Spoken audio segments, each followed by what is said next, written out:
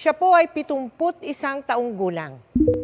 Si Mike po ay halos 2 dekada nating nakasama gabi-gabi dito sa 24 oras.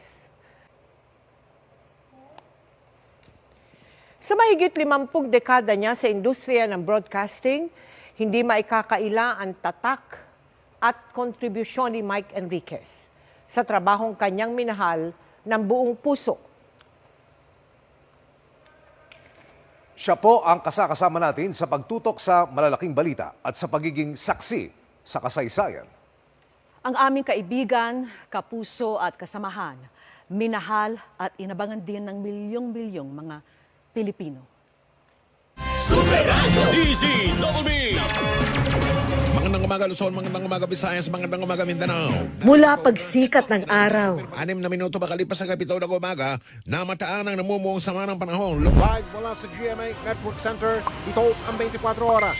Bakit hanggang ngayon ay 8 milyon pa rin ang nagdodroga sa Pilipinas? hanggang sa pagkagat ng dilim. Nakatutok kami 24 oras. Ang kanyang trademark na tinig Sabi nga ng ilan same pa rin. ang naghahatid sa atin ng mga balitang walang kinikilingan at walang pinoprotektahan. Hindi namin kayo tatantanan. Mahigit 50 taon na ang career ni Mike Enriquez sa broadcasting. Nagsimula yan nung siya'y 19 years old pa lang. Sa di sinasadyang pagkakataon, nang dalawin niya ang isang kaibigang nagtatrabaho sa radyo.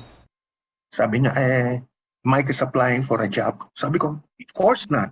Sabi niya, why don't you try? Nothing to lose. Or read the newspaper. Binasa ko.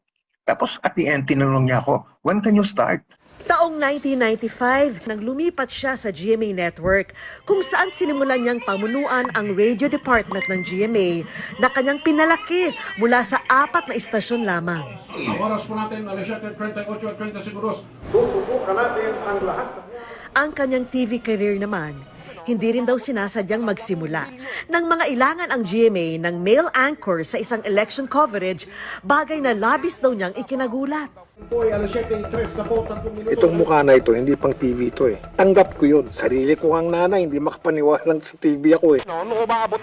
Kinuha si Mike para maging anchor ng pinakabagong newscast ng GMA, ang Saksi.